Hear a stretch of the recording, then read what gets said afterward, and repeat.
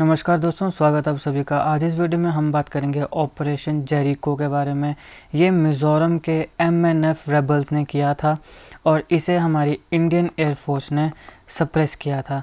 तो आज इस वीडियो में हम देखेंगे ऑपरेशन जेरिको है क्या, क्या कारण था कि ऑपरेशन जेरिको एक सॉर्ट ऑफ आप कह सकते हैं कि बगावत भारत के खिलाफ मिज़ोरम में हमें देखने को मिली। किस प्रकार से इंडियन आर्मी को काफ़ी मुश्किलें हुई, जिसके बाद इंडियन एयरफोर्स आई, उसने काफ़ी अच्छे से एरियाज़ को कंट्रोल किया और उसके बाद फिर हमारी इंडियन आर्मी ने एक बार पुनः मिज़ोरम में पीस स्थापित किया और ये जो ऑपरेशन जेरिको था इसको पूरी तरीके से खत्म किया। तो आप इस वीडियो को अंत तक देखेगा, चैनल पर नहीं तो सब्सक्राइब अवश्य करिएगा। Politics, economics, GK, office science, environment and ecology के तमाम वीडियोस को देखने के लिए एक बार हमारी प्लेलिस्ट को जरूर चेक करिएगा। चलिए शुरुआत करते हैं। देखिए, ये है भारत, यहाँ पे आता है मिज़ोरम। आप सब जानते हैं कि मिज़ोरम जो है ये पहले असम का हिस्सा था। तो जो आज का मिज़ोरम है, जिसे पहले मिज़ो हिल्स कहा जाता था, वहाँ पे 1960 के दशक में काफ़ी प्रोटेस्ट हुए, काफ़ी इंसर्जेंसी हमें देखने को मिली। इस इंसर्जेंसी और सारे के सारे प्रोटेस्ट के पीछे एक ऑर्गेनाइजेशन थी, दैट इज़ एमएनएफ, जिसकी फुल फॉर्म है मिज़ो नेशनल फ्रंट। अब सवाल है कि ये प्रोटेस्ट और इंसर्जेंसी ये हुई क्यों?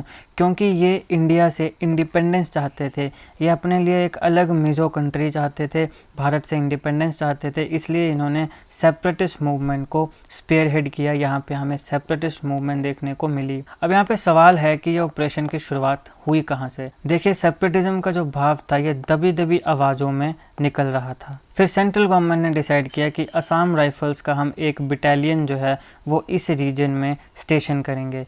इसके बाद यहाँ पे आउटरेज हो गई। आउटरेज यानी बहुत ज़्यादा लोगों को गुस्सा आया, बहुत ज़्यादा प्रोटेस्ट यहाँ पे शुरू हुए और इस समय एमएनएफ ने ऑपरेशन जेरिको की शुरुआत करी, ऑपरेशन जेरिको को लॉन्च किया। ऑपरेशन जेरिको का एम था आइजवाल को सीज़ करना, आइजवाल को कंट्रोल करना, और फलस्वरूप उन्होंने आइजवाल को कंट्रोल सक्सेसफुली किया भी। ये जो ऑपरेशन था ये बहुत ज़बरदस्त तरीके से प्लान किया गया था और काफ़ी कॉन्फिडेंस से इस ऑपरेशन को एग्जीक्यूट किया गया। ऐसा ऑपरेशन इंडियन सब कॉन्टिनेंट में इससे पहले नहीं देखा गया था।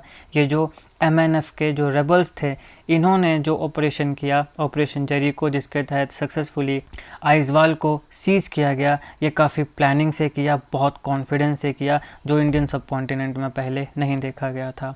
यहाँ पे ख़ास बात ये थी कि कई एक्स सर्विसमैन और असम रेजिमेंट के पर्सनल्स भी थे जिनको डिसमिस किया गया था किसी न किसी डिसिप्लिनरी इश्यूज़ के तहत। उन्होंने भी इस सारी की सारी मूवमेंट में, इस ऑपरेशन में हिस्सा लिया। शायद ये भी एक रीज़न हो सकता है कि क्योंकि आपके पास ट्रेंड एक्स सर्विसमैन हैं, असम रेजिमेंट के पर्सनल्स हैं, ये एक मुख्य कारण हो सकता है कि आपने ये जो ऑपरेशन किया ये काफ़ी प्लानिंग के साथ किया, काफ़ी कॉन्फिडेंस के साथ किया, जो इंडियन सब कॉन्टिनेंट में पहले देखा ही नहीं गया। ये जो एमएनएफ के रेबल्स थे, इन्होंने असम राइफल्स के एक हेडक्वार्टर तक को सीज कर लिया। उसमें जितने भी प्रिजनर्स थे उन सारों को रिलीज़ कर दिया और जितने भी आर्म्स थे, फंड्स था, जितने भी पैसे थे, उन सारों को लूट लिया और उस एरिया को इंडिपेंडेंट डिक्लेयर कर दिया। अब देखो, ये भारत का एक एरिया है जिसको इंडिपेंडेंट कंट्री घोषित किया गया है।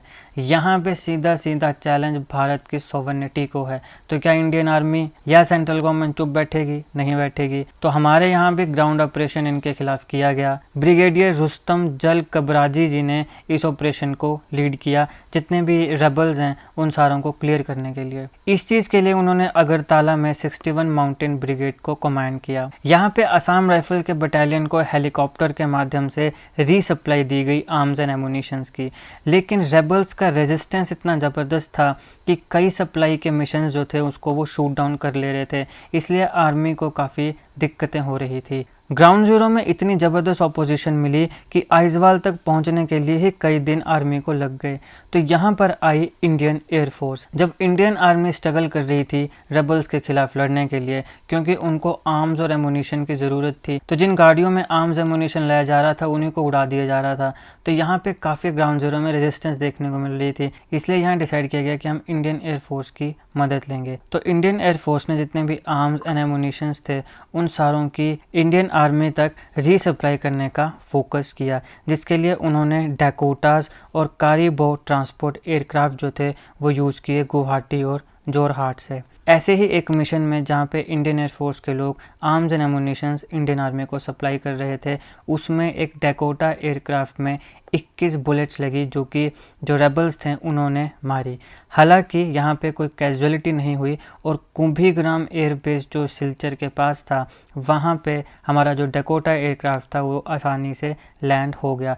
इसके बाद लेकिन आईएएफ का जो ऑपरेशन था, एयर ऑपरेशन, वो काफ़ी ऑफेंसिव हो गया। यहाँ पर 29 स्क्वाड्रन ने ऑपरेट किया तूफानी, डसोल्ट, ओरागन जो स्टेशन था बाग डोगरा में, और 14 स्क्वाड्रन ने ऑपरेट किया हंटर जो कि स्टेशन था जोरहाट में। एक्चुअल मिशन जो था वो मार्च 5 को कमेंस हुआ और इसने काफ़ी सिग्निफिकेंटली कंट्रीब्यूट किया उस पूरी की पूरी टेरिटरी के कंट्रोल को दोबारा रीगेन करने के लिए, जिसे पहले इंडिपेंडेंट घोषित कर दिया गया था। जैसे ही ये कंट्रोल दोबारा इंडियन आर्मी के पास आया तो ब्रिगेडियर कबराजी की ब्रिगेड ने दोबारा जो लॉ एंड ऑर्डर था उसे रिस्टोर किया मिजोरम में, और उसके बाद ये पूरा को पूरा ऑपरेशन जेरिको जो था उसे सप्रेस कर दिया गया। अब देखिए, बाकी कई नॉर्थ ईस्टर्न स्टेट्स की तरह मिजोरम जो था वो भी पहले असम का हिस्सा था। 1971 में इसे एक यूनियन टेरिटरी डेजिग्नेट किया गया और ये ऑफिशियली यूटी ऑफ मिजोरम बना 1972 में। मिजोरम पीस अकॉर्ड होता है 1986 में गवर्नमेंट और एमएनएफ मिजो नेशनल फ्रंट के बीच में, जिसकी वजह से काफ़ी कॉन्स्टिट्यूशनल चेंजेस हुए। इसके तहत इंडियन पार्लियामेंट ने 53rd अमेंडमेंट करी 1986 में, जिसके तहत मिजोरम को भारत की 23वीं स्टेट, 23वां राज्य बनाया गया। इस प्रकार से इस रीजन की पूरी ट्रांसफॉर्मेशन हुई और यहाँ पे इंसर्जेंसी ख़त्म हुई और इसे पीस की तरफ, शांति की तरफ ले जाया गया, इसको एक भारतीय राज्य की तरह रिकॉग्नाइज करके। तो ये था ऑपरेशन जेरिको। आई होप आपको वीडियो अच्छी लगी होगी। अगर आपको अच्छी लगी तो लाइक करेगा, शेयर करेगा। Politics, economy, GK, geography, science, environment and ecology के तमाम वीडियोस को देखने के लिए एक बार हमारी प्लेलिस्ट को जरूर चेक करिएगा। जीके करंट अफेयर की ऐसी वीडियोस को देखने के लिए हमारे चैनल को सब्सक्राइब करेगा। Thank you so much for watching.